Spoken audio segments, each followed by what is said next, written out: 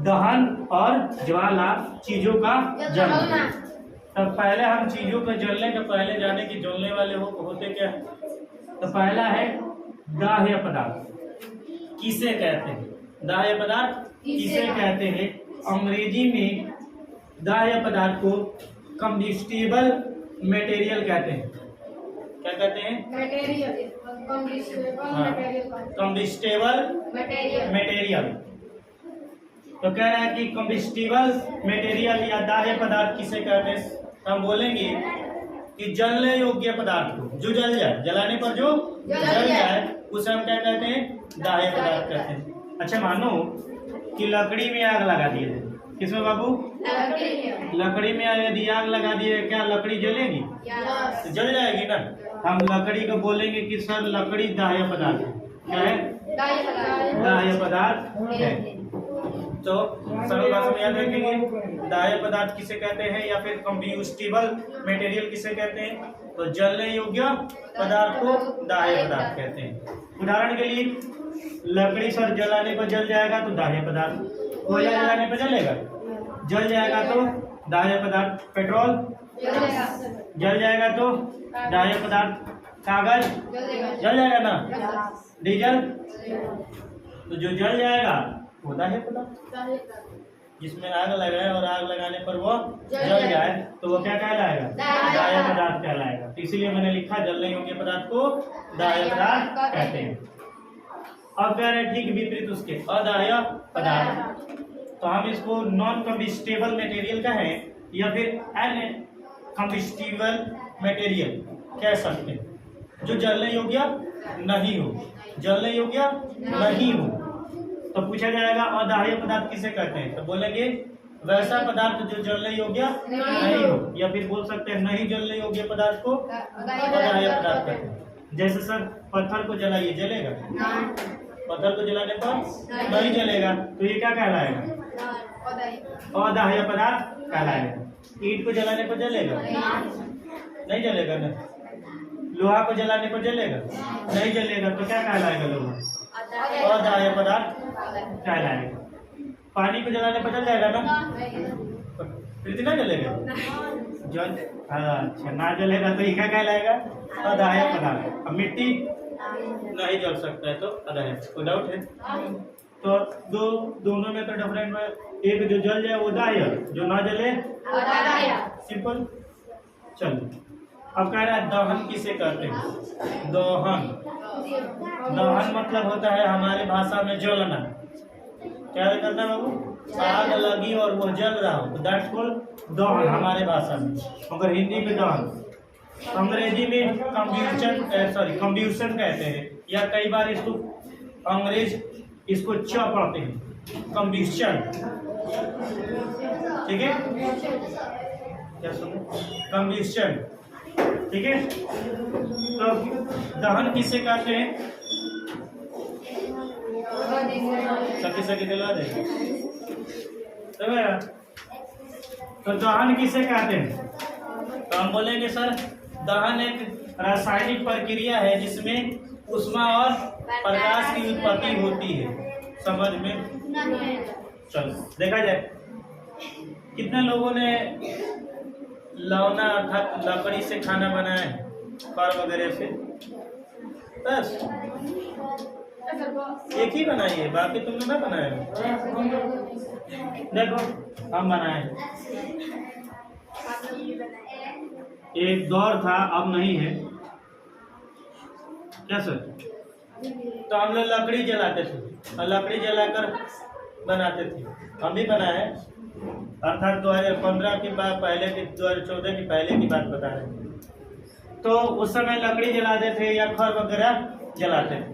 तो कह रहे हैं कि जब हम क्या करते हैं, इसमें मान लीजिए हमने माचिस क्या किया, माचिस लगाया और खर में क्या कर दिया, आग लगा, तो ये जलने लगा। जलने के दौरान क्रिया हुआ किससे? एक लकड़ी थी और दूसरा ऑक्सीजन। ऑक्सीजन मिलेगा तभी तो जलेगा। तो लकड़ी और ऑक्सीजन के बीच अब क्रिया हुआ, आग लग गया, आग जलने लगा ना। आग जलने के बाद क्या होता है? ऊष्मा निकलता है। ऊष्मा मतलब धा। जैसे ही लाग लगेगा लकड़ी में, अब ऐसे करके देखिए उंगली, कैसा फील आता है? गरम गरम सा फील आता है।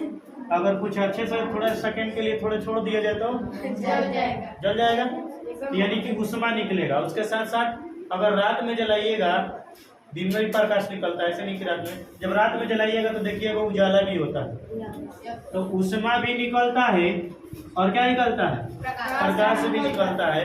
हम उसे पूछा जाएगा दहन या कंबस्शन किसे कहते हैं, तो हम बोलेंगे कि दहन सर एक रासायनिक क्रिया है जिसमें उष्मा एवं प्रकाश की उत्पत्ति होती है, तो उसे हम क्या कहते हैं? दहन कहते हैं। क्लियर है? इधर नहीं दहन, इधर दहन मतलब जल रहा, ठीक है। दहन मतलब जलना। कह रहा है कि दहन में ऑक्सीजन एवं ज्वलनशील पदार्थ के बीच क्रिया होता है। नहीं समझ में? ज्वलनशील पदार्थ मतलब जो जल नहीं हो गया पदार्थ, तो जो जल जाए, जैसे कागज हो गया। कागज देखे हैं आपके कॉपी में है? हाँ। अन्ना विश्वास होगा तो कागज फाड़िएगा और क्या कीजिएगा, माचिस से, हाँ, उसमें आग लगाइएगा तो देखिएगा कागज में आग लग जाएगी, वो जलने लगेगा। तो हम कह सकते हैं किसके सहायता से जला? ऑक्सीजन के सहायता से जला। क्या? कागज। बात समझ में? तो पूछा जाएगा दहन किसे कहते हैं, तो बोलेंगे दहन एक रासायनिक क्रिया है जिसमें उष्मा और प्रकाश की उत्पत्ति होती है, ठीक है। और इसमें शर्तें क्या होती हैं?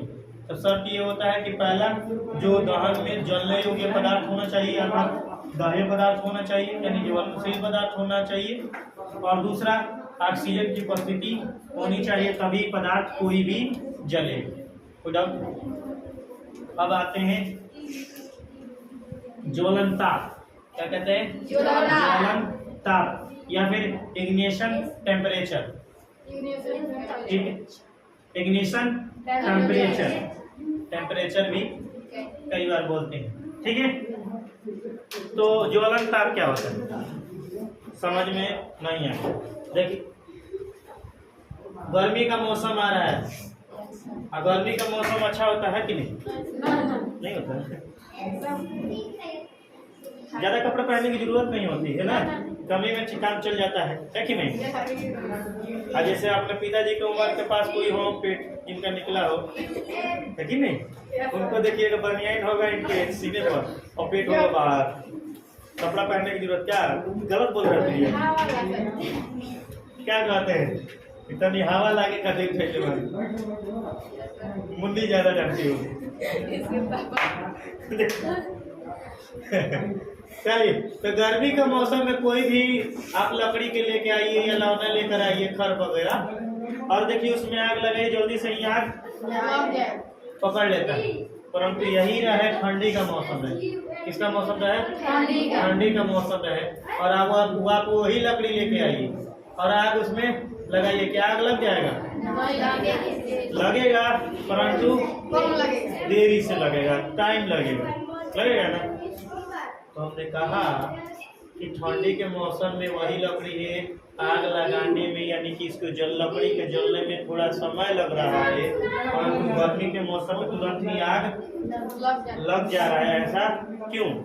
तो हम बोलेंगे कि सर, गर्मी के मौसम में ज्वलन ताप कम होता है। क्या होता है? ज्वलन ताप कम होता है, यानी कम ही टेम्परेचर पर आग लग जाता है। जबकि ठंडी के मौसम में लकड़ी का ज्वलन ताप क्या हो जाता है? अधिक हो जाता है। ज्वलन ताप क्या होता है? अधिक हो जाता है। अर्थात मानो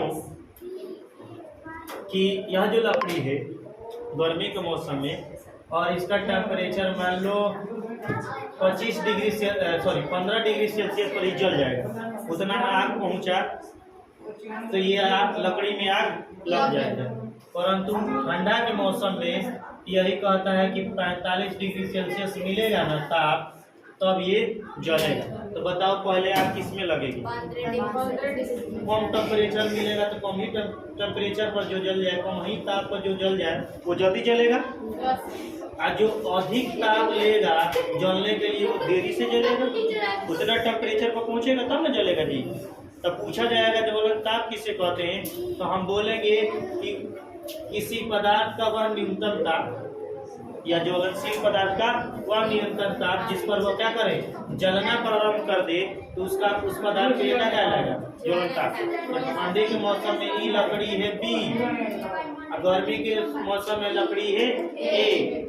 तो हमने कहा कि इसे 15 डिग्री सेल्सियस पर जैसे ही ले गए तैसे ही जल उठा। तो 15 डिग्री सेल्सियस इस लकड़ी का क्या कहलाएगा, ज्वलन ताप कहलाएगा। परंतु बी लकड़ी जो कि ठंडी के मौसम में जला रहे हैं, और ये कितने में जल रहा है, 45 डिग्री सेल्सियस पर पहुंच गया है तब जल रहा है। तो बोलेंगे जिस न्यूनतम ताप पर कोई पदार्थ जल उठता है उसका क्या कहलाता है, ज्वलन ताप कहलाता है। तो 45 डिग्री सेल्सियस बी लकड़ी का ज्वलन ताप कहलाएगा, और ए लकड़ी का 15 डिग्री सेल्सियस क्या कहलाएगा, ज्वलन ताप कहलाएगा। बात समझ में? तो जितना कम ज्वलन ताप होगा उतना ही जल्दी आग लगेगा, और जितना ही अधिक ज्वलन ताप होगा उतना ही देरी से आग लगेगा। अच्छा चलो इसको एक और उदाहरण से समझो। और उदाहरण से समझने का मतलब नहीं, आप पेट्रोल का नाम सुने, तो चलिए पेट्रोल मान लीजिए मैं पेट्रोल ले लेता हूँ और आप लकड़ी ले लीजिए। मानिए हम आपके शरीर पर पेट्रोल फेंक देते हैं, मानिए आप मेरे शरीर पर लकड़ी फेंक दीजिए, आप भी माचिस से जलाइए, मैं भी जलाता हूँ, कौन पहले जल जाए? यानी कि पेट्रोल आपके शरीर पर है तो पेट्रोल में तेजी से आग लग जाता है। क्यों? क्योंकि इसका ज्वलन ताप बहुत कम होता है, अब बहुत कम होने के कारण तेजी से उसमें आग पकड़ लेता है, क्योंकि कम ही तापमान पर उजल उठेगा, ज्यादा हीट को जरूरत नहीं है। परंतु लकड़ी को अधिक ताप की जरूरत, ज्वलन ताप को अधिक ताप को जरूरत होती है, ज्वलन ताप की अधिक जरूरत होती है, टेम्परेचर अधिक चाहिए उसको जलने के लिए। किसको? लकड़ी को। आप पेट्रोल को कम ही ज्वलन ताप मिलेगा और जल जाएगा। एक चिंगारी ही काफी है उसके लिए। किसके लिए? पेट्रोल के लिए। अब बात समझ में है? तो जिसका ज्वलन ताप जितना ही कम रहेगा वो उतना ही तेजी से जलेगा, आग पकड़ेगा उसमें। अब परंतु जिसका ज्वलन ताप जितना ही अधिक रहेगा, अब बात समझ में आई? बारी है के